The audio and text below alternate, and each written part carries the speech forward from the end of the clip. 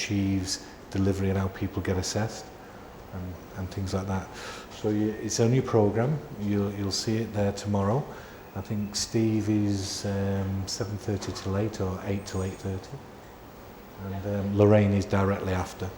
So that's not me. That's 7. Yeah.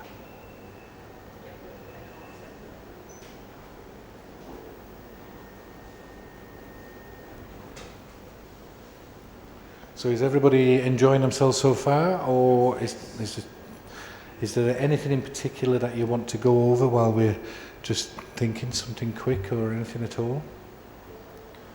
I think I don't know how much of the last procedure that you saw, but that was a definite demonstration of what happened there. What caused the difficulty is that even though you're not touching the button, the blue button, there was continual over-insufflation because the actual glove was touching and wasn't aware, so that kept the insufflation going. All you have to do is just cover the little hole on the blue button and then it will continue to insufflate.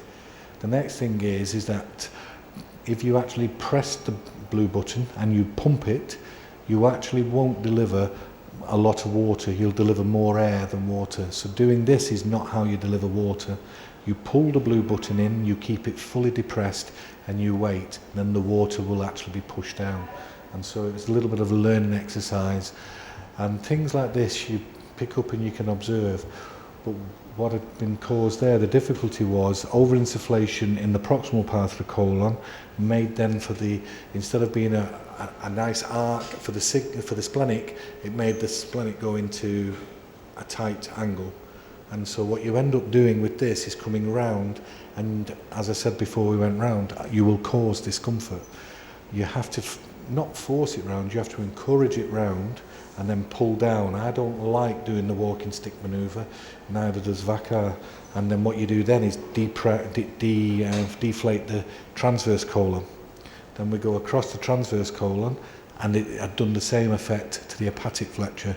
So again, that shut that off, and it brought up the actual fold, and so we had to go around there again, suck, and then come back with the scope to reintroduce the scope to keep it straight. So you just don't push. As soon as you see the lumen, the scope will actually disappear. And interestingly, because the splenic flexure had been shut off, the air then insufflated the distal colon, in particular the sigmoid and the rectum, and a lot of the scope got lost in there. And that's why you saw a big loop. And that loop was actually because the colon was dilated, and there was 80 centimetres of scope in, and you still hadn't gone round the splenic flexure. Once we'd got to the terminal ileum, there was only 65 centimetres of scope. So you can see where measurements mean absolutely nothing.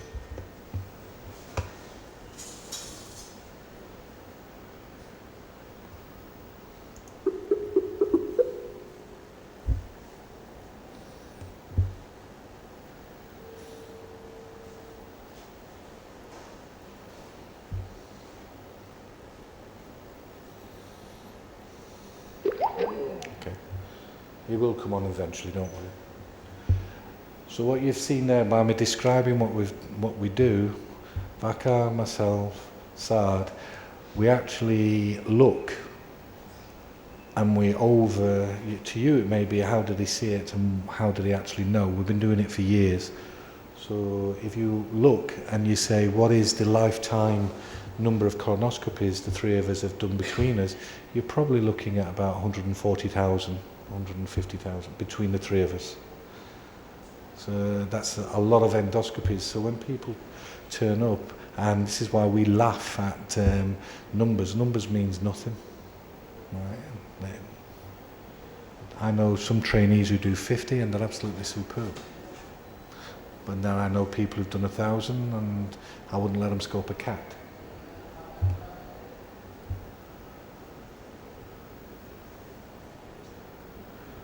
What time is it now, Vakar? What time is it now? It's 10:58. 10:58.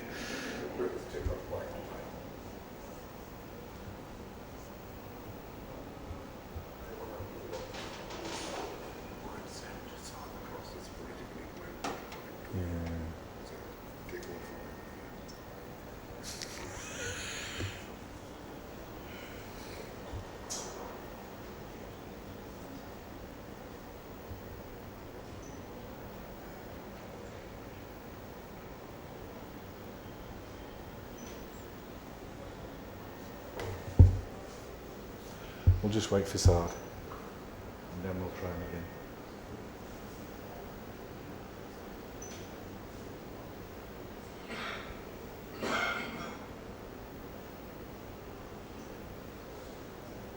Still awake. He's Scottish. Still got 1 minute. 1 minute still left.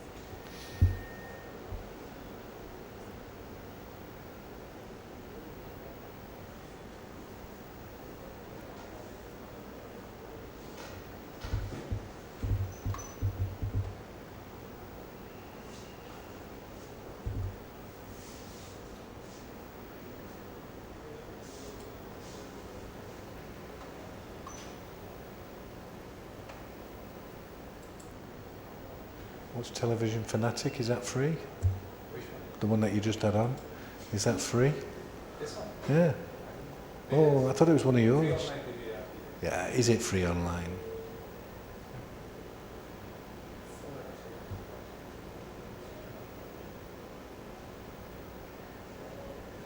But you have to give a credit card in and then, yeah.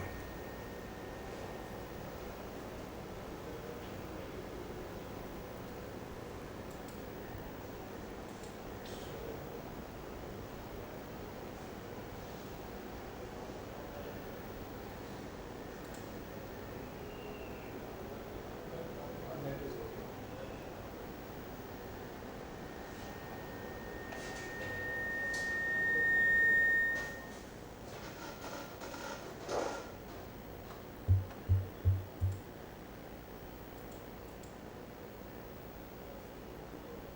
Let's give him a go.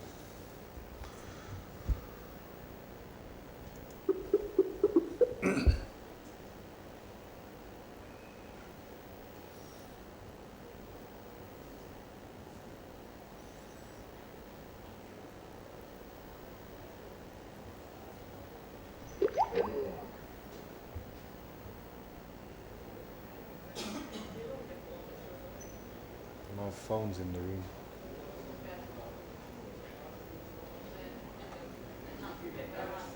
Yeah. No, no, the first endoscopy room on the left by the computer.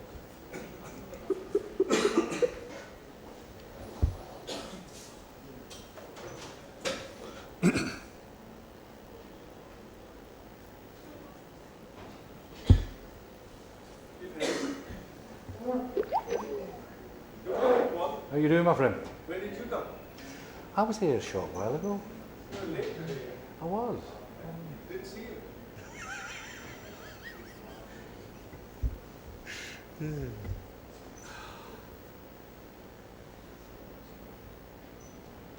This is a feedback on the stent we placed yesterday. The patient's actually passing stools, so we don't have to do anything more.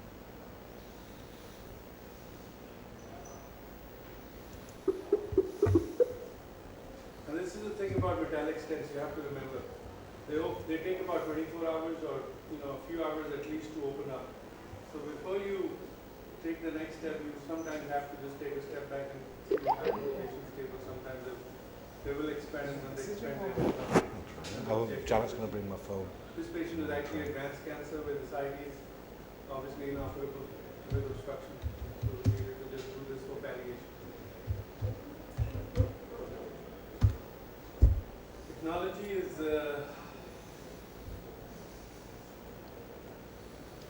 Dr. Sharia's fault.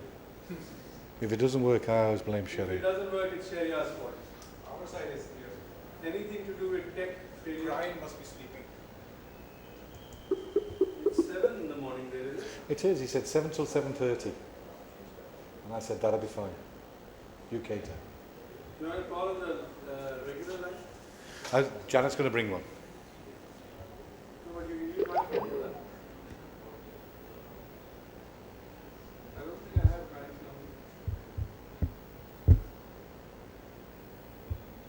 There is obviously a few reasons for doing what we do, because as you may have already introduced, you introduced Brian, I've just discussed about his role. so it's just getting our, whatever we're doing here, the course, kind of recognized there as well, for them to know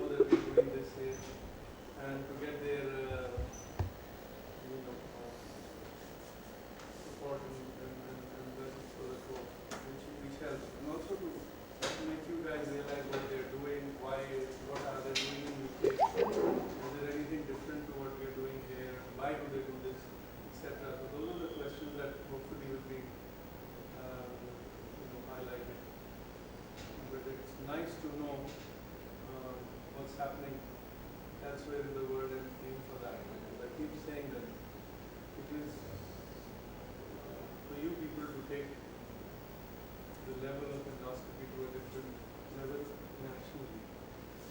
And with all of us together, we can change and improve the standard. That's what we need to strive for, not just for us, but for all of us, which is what they have done there. So we have a model which has worked very well. And hopefully we should aim to at least go in that direction. If we can't achieve that, I think it's going to be difficult. Network busy. Paul, what's the number? I was phoning him on this one. Sad, I was phoning him on this one. No, you let me know and I'll find 00. Yeah, 44.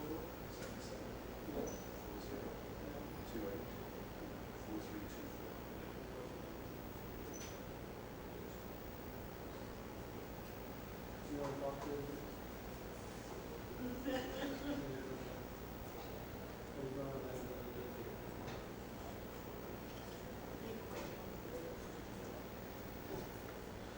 Probably forgot. Probably forgot. Probably sleeping. Probably went out last night. Brian, it's Paul. You forgot, didn't you? Are you near the computer? Is it?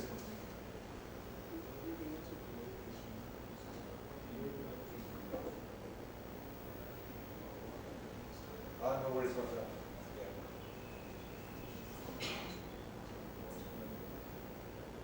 Hey, no worries, boss. You sort all that, forget it. I'll sort that thing out here. Thanks anyway. Look after yourself. No, no worries, mate. Oh. Right, Brian won't be able to do. His wife's uncle has just passed away, I'm afraid, so family reasons, and I think you can understand. So what I'll do, I'll just do a very brief of what he would normally talk about. What happened is that a fair few years ago, colonoscopy in the UK was said to be wonderful and absolutely brilliant. And I'm talking about 20 plus years ago. Well, it wasn't. What was the definition of being wonderful is that they assumed that they were getting to the cecum, but when we actually look at the national figures, only about 40% to 50% of the time did they actually get to the end. So what we were looking about was how to actually help and support people developing in their colonoscopy skill. And one of the biggest ways of looking and seeing evidence of what colonoscopy cecal intubation rate was, if you look back at the Nottingham study where they did the aspirin and wheat trial, you will see reasonably eminent names in there that have got cecal intubation rates of 44, 50%. When you look at figures now, we're looking at people having cecal intubation rates of above 95%. The way that was achieved was that like-minded individuals like Brian, myself and others throughout the country got together and decided to put courses together. And the way that we were able to do that was get people who would be willing to train and teach and look at their own skill set. Now you're fortunate enough in this country to have one of the people who actually did the very first Train the Trainer course, and that's Saad. And what they do on the Train the Trainer, it is that it enables you to look at how people handle a scope, look at a scope, how they get round, how to modify what they do, and by sitting down and discussing how endoscopy, colonoscopy is delivered, we were able to devise a method that in 9 times out of 10 would work and be effective, and you'd be able to get round. And what happened is that then became compulsory. And so if you were to actually now want to practice in the UK, you have to do this course, and without it you cannot practice colonoscopy in the UK. You have to do the similar course in upper GI, and without that you cannot practice that in the UK. ERCP, it isn't mandatory, would you believe? And the EUS, it isn't mandatory either. So there are courses, but they're not mandatory. The only two mandatory courses is this one and the upper GI course. In the UK, it's been found now that we've got an effective way of electronically monitoring and assessing and making sure that people who are actually doing colonoscopy are doing it effectively and are able to actually deliver the service. So we can actually pull off the system a graph and demographics and also data that supports that somebody is meeting the standards. So you will, as an individual, you have an electronic portfolio. This was also sorted out, and we'll go through this tomorrow. The electronic portfolio enables you to put data on, and that data is now centrally looked at a national level. And if somebody is falling behind, be it a trainer or somebody who is now just been made independent, they actually then get notified from central office. If central office has notified you, it means that the people, the training lead, such as myself, has actually turned a blind eye to very bad practice. So we are responsible of looking at your practice as individuals. So as a trainee, you would come. You at the present moment in time are not independent. I, Saad, Sajda, Sharia, one of those trainers would be with you every list, would be in the room with you every list. You have to put your data on, we watch what you do, and then after you've got 200, we then send you to somebody else who then assesses you, so you get assessed by two independent people. Then when you've got that assessment, it means that you're able to continue to perform colonoscopy, but you don't have to have one of us in the room, but one of us has to be in the department. And you do that for a further 100 procedures. If your cecal intubation rate, would you believe that's Lorraine, and she'll be testing for tomorrow. So shall we test her and see what she says?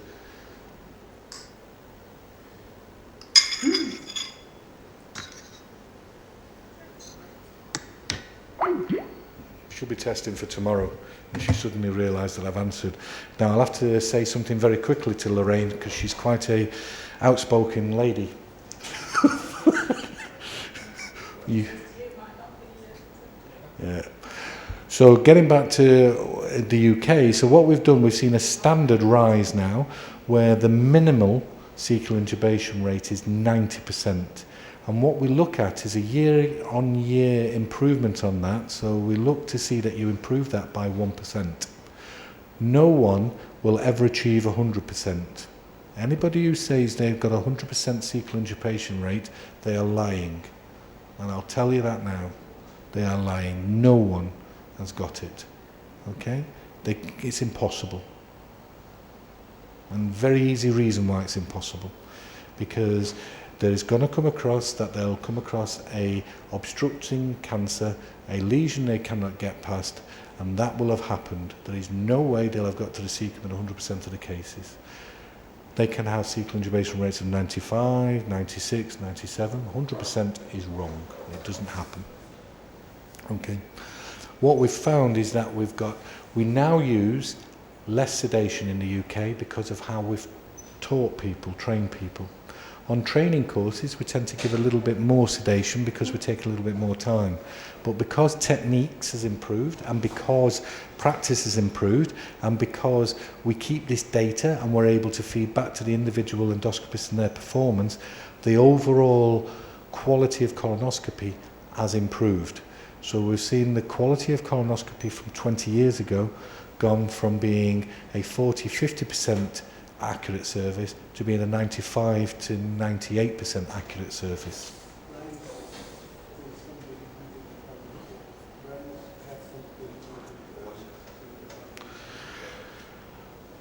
So all I'm doing, Vakar, is just talking about the history, what Brian would have done.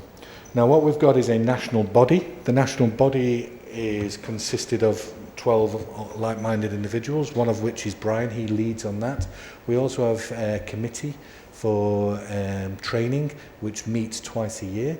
The national training leads meet, and we all sit around a table talking about the weather, setting standards. Very soon, what's going to happen is that the DOPS form is going to change completely. The whole system is at the moment under radical reorganisation because there are still a few loopholes in the system, and they are going to be looking at not just accrediting you by doing the practical element, which is what you're all looking at the moment, but we're also introducing an online exam. And it's very like what they would do under bowel cancer screening. And on the bowel cancer screening, we do an exam, you do a practical assessment, and you also present your data. And so that's what will be happening.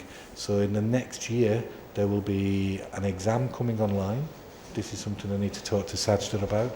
And also there will be a continual assessment. Should your performance drop below 90%, then the recommendations about your practice are made and is enforced to the point that we can actually suspend you as a colonoscopist. I have recently suspended 2 consultants from colonoscopy. It's not nice, and they've both gone back and done remedial work, and they will be reassessed shortly. There is another one who, when I go back, will be reassessed, and I'll be stopping him completely because of what the feedback is. We've had 2 who were suspended, and they were suspended in my absence, and they weren't suspended for the right reasons. So when I went back from the last trip to Pakistan, I instantly reinstated them and took the matter further.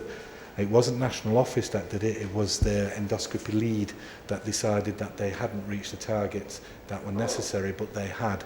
They were just registering the system because they're consultants under a different system. They're surgeons, so it gets registered in a different way, in a different format. And so that wasn't recognised, but it is now. So if you look at it, what I'm trying to tell you is, it is strictly monitored, it is strictly regulated, and there is something that would be a little bit alien to you over here, that you would actually be monitored by a peer and said, look, your practice isn't up to much. I actually welcome it. I think it's the right thing to do. Coming on courses and teaching on courses exposes you, for one. 2, you've got to put your money where your mouth is. You've got to say, yes, I can do this, I can't do this. The other thing is that if you are in a position where you're able to actually influence, then influence. If you can actually encourage people to change, encourage people to change. But the biggest change innovator over here, these courses give you a gateway, a doorway to actually what you could be achieving. The next thing is, the actual key to that doorway is your heart and how you feel about it. And so, are you honourable? Have you got the best intent? Do you want to do the best for your patients? And if you want to do the best for your patients, what that means is you open yourselves up to people like Vakar, Saad, myself, Sazda, Sharia, who are going to guide you and steer you. Listen to what's being said, and that will actually be an opportunity for you to learn. Once you've achieved a certain standard, that doesn't mean it stops there. We do what we class as upskilling courses. We do advanced polypectomy courses. Just because you can pass a scope to the cecum doesn't mean you can do X. So in the UK, we have other courses as well. If you want to actually go ahead and do large polyps, you have to do these courses. They're not mandatory, but your unit won't allow you. You will not be allowed to do polyps without it. If you want to take the next step to being an advanced colonoscopist, you have to do the advanced course. So you may have done 2, 3, 4,000 colonoscopies. People come onto those courses, and we teach you on those courses. And so people are being taught the same techniques. We teach people how to actually look at their technique and critique their own technique. And that's the most important thing, because you forget how to do that. So if you think the most easiest thing for you to actually liken it to is how you used to drive when you started to drive a car. You bounced the car down the road and you got to where you wanted to go, not very safely. Now you can actually change gear, you're reasonably smooth, and you can get to the destination without having too many bangs because you drive in Karachi. But at the end of the day, Colonoscopy is very, very similar. You need to actually then revisit, and you do advanced lessons, you do look at your technique, and you're always revisiting it. And the best way to revisit your technique is to do what Saad, Vakar, myself, Sharia and Sajda do, which is teach on these courses, and we revisit our technique. So you may think that we're coming here and we're just saying do this. We're actually revisiting what we do as well. And when we're out of earshot, we're actually talking about what we do and how we do things. So we learn from each other.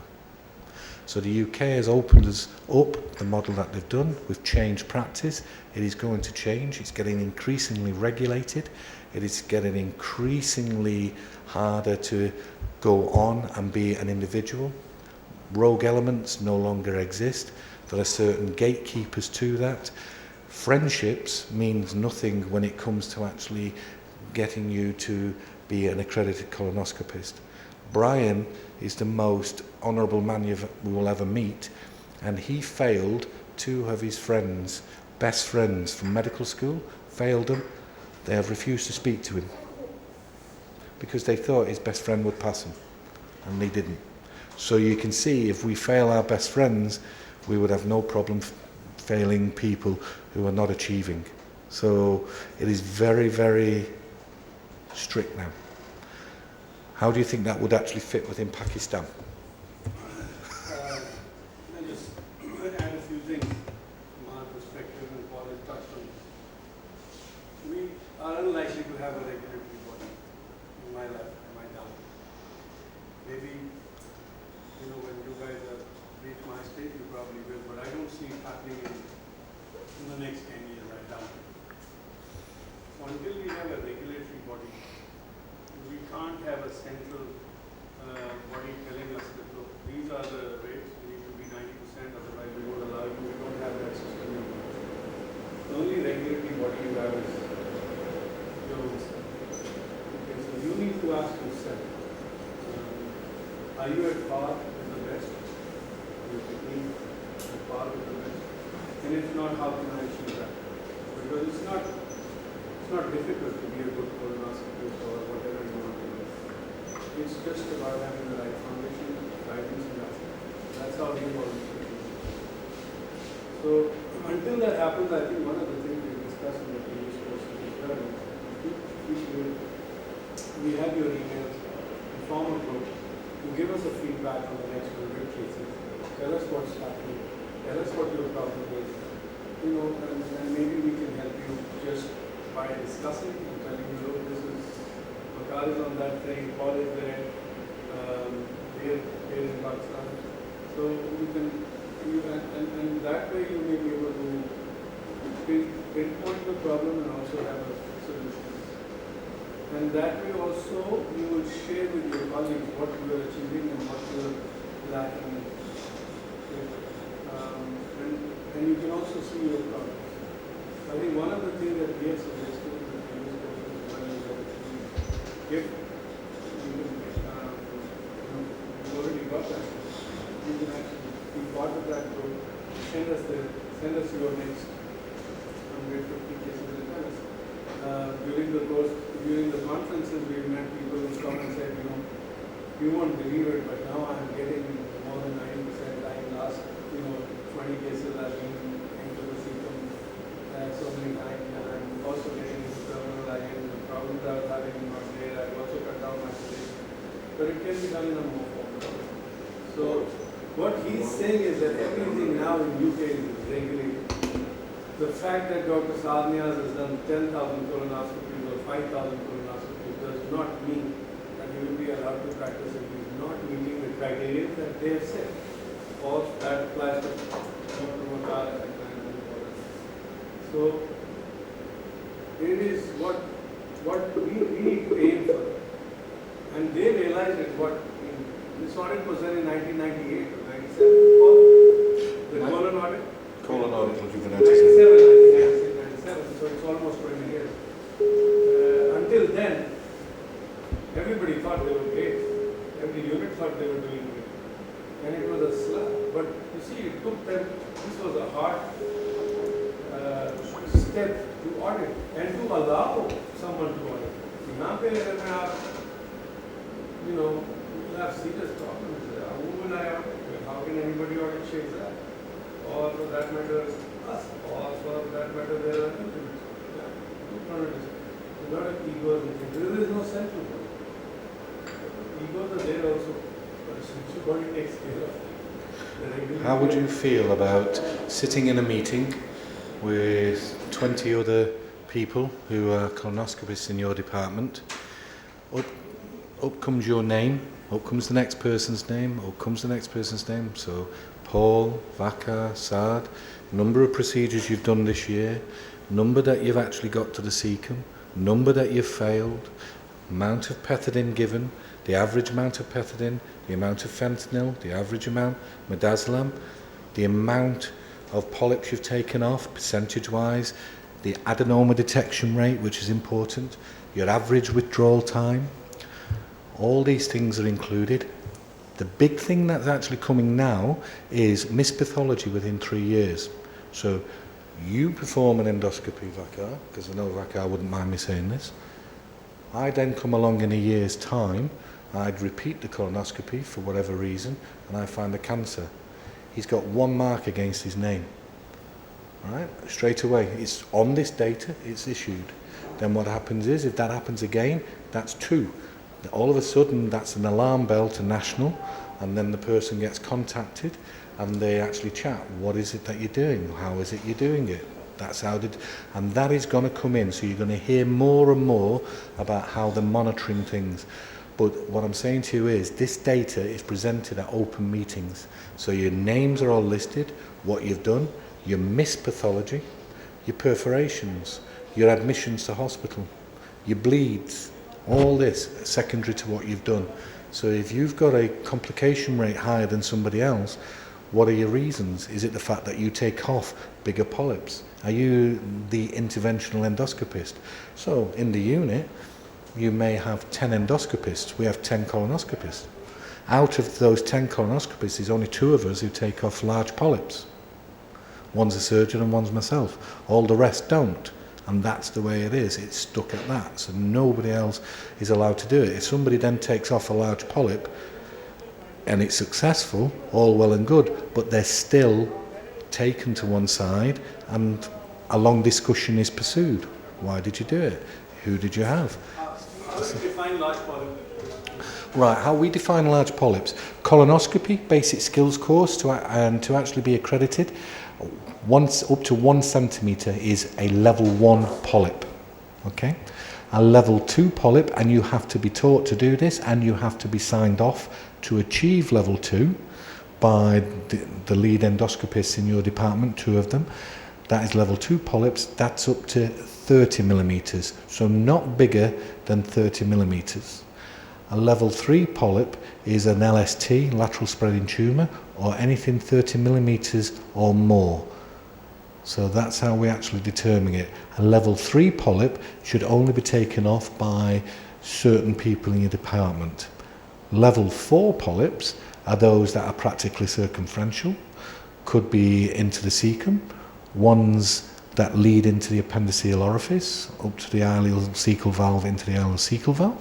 So if I turned around to you and said, you have got a 1 centimetre polyp, it encroaches into the appendiceal orifice, and I'll point to you and ask you, what would your intention be? You've got a 1 centimetre, 1S, which is a sessile polyp, and it encroaches into the appendiceal orifice. So what would you do with it? Would you take it off? Would you leave it alone? Would you send them to surgery? What would you do? From the surgical point of view, the sessile polyps are always the polyp which we take, which we wanted to see it seriously. We never left it. And any polyp in the region of ileocecal valve or appendiceal corpus, still we don't leave it. So because I'm not expert in that subject, probably I would like to refer it to an expert person next to it. Okay, and I would say to you that's a cop-out. What would you do? Would you take it off? Would you leave it alone? The sessile one. The sessile polyp that encroaches into the appendiceal orifice. Take it off, leave it alone, send them for surgery. What would you do? I think all was is returning to the Okay. sent to the surgeon. Okay. Not approved. So you wouldn't take it off, you'd biopsy. No idea. Anybody else? Biopsy? No Because biopsy? right colon are not common. What would you do? Would you take it off? No biopsy? Take it out. Surgical intervention. Okay. The common practice is not to biopsy. Don't biopsy it flat, because then you could call adherence, unless you can guarantee it's going to be taken off within a week period. But we don't take it off. Second, currently there is two schools of thought. One is straight to surgery, to remove surgically. As a person who is classed as being one who takes off a lot of polyps, or a supposed expert in taking them off, like Vakar, and we always say supposed because we have to be a little bit cautious in what we're saying. What we do is that we inject with some saline or gelifusing at the appendicular orifice. If it lifts away, it will remove. If it doesn't lift away, it won't remove. But what I'm saying to you is, just because I'm saying to you this is what we would do, that's not what you should be doing. This is advanced stuff. This is stuff that really should be left in the hands of people who have got lots of skill and lots of experience. And this is stuff that you should steer away from. If you see it, the best thing to do, lots of pictures, unless you can call somebody else in who's got that experience. And that's the most important thing. sorry. A word of caution here, because especially when you are dealing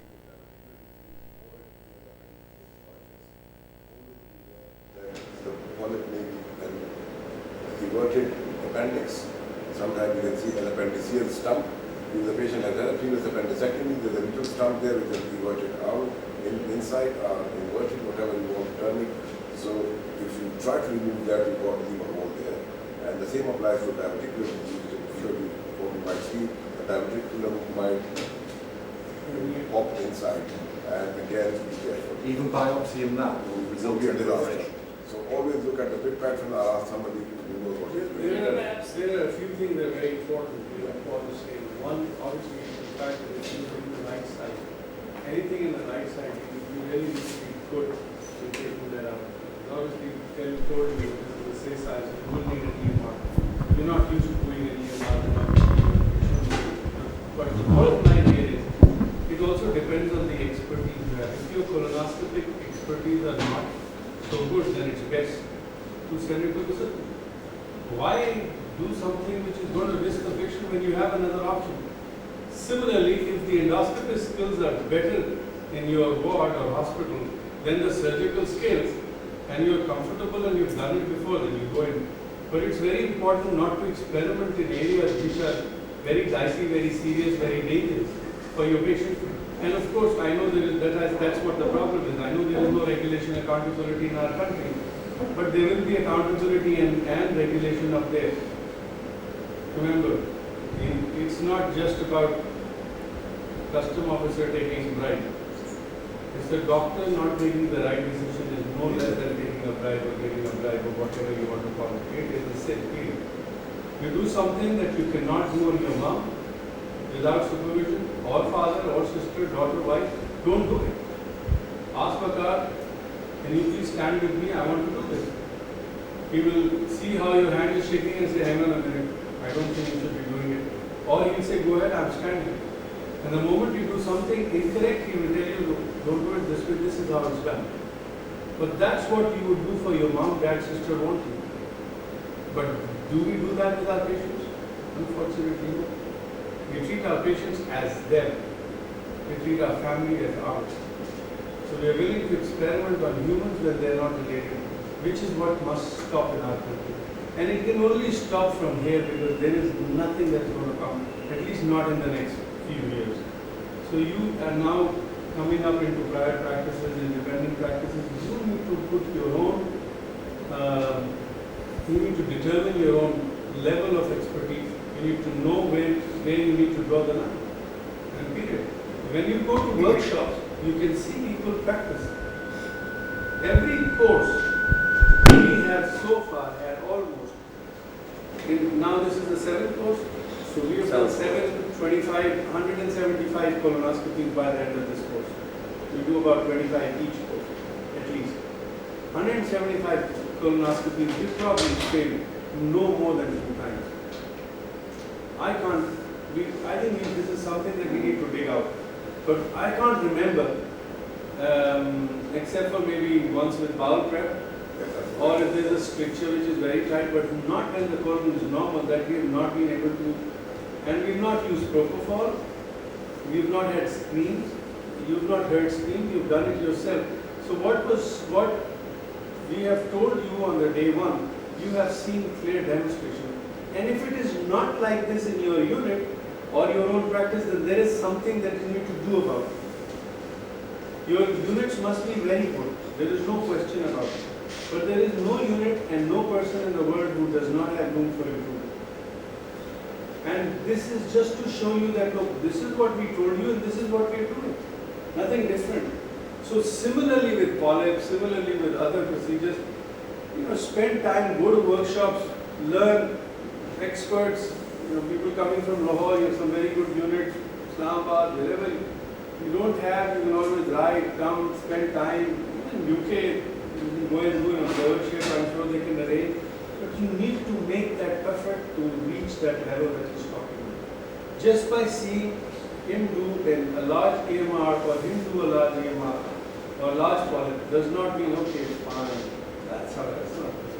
That's not difficult because he's doing it. He's doing like I don't know how many in a week. You understand what I'm saying? So आपकी regulation जो है ना वो यहाँ से that's it. That's all. They have done it on a national level. Hope that we can do it one day. But at least I think the other thing is that you don't need any NAB for politicians or bureaucrats. You need a NAB equivalent body for medical regulation as well. And unless and until you have something like that, your practices are not going to improve. Okay, we've got 2 patients. Sorry, Paul. Yeah, I was just going to say, we're going to go back. 2 patients.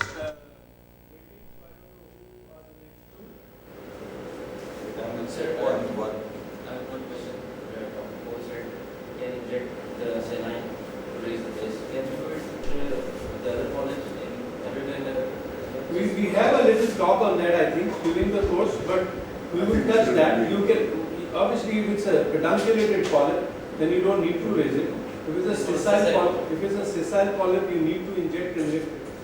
I think it is something which you should go under supervision rather than. But we will touch on that. Yes. It's not a difficult technique. It's just about doing a few with somebody who knows how to do it. Exactly. And then you're on your own.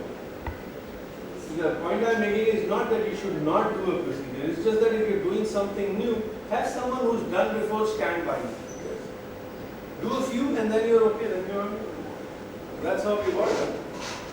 Okay. So we've got 2 cases there. I don't know who's going. They've gone. So the 2 have gone. Dummy. What did you see in the rectum? Because the reason for doing that patient was There's a huge I haven't done ulceration there, and I think the patient has ulcerative colitis, which is quiescent. So we just took biopsies. because I couldn't see anything on No, it wasn't. there No, was it was suspicion just and I haven't done his healed colonoscopy, so I can ulceration. bring him back. Yes, yeah, it's just healed ulceration. Okay, fine. 1 or 2 ulcers there. Okay. And I think there's a history of ulcerative colitis. So we just took biopsies. So the 2 have gone there. Then 3 hands-on, you have the option of sitting and watching, while one of them will be shown here and will be in communication, or we can go to the dummy. So you have those, you 2 can go, sir. And when you're tired, let me know, I'll come. Okay, so we can, as I said, the 3 of you who are the hands-on have the first right on doing hands-on. Oh, Paul, I need you to make this.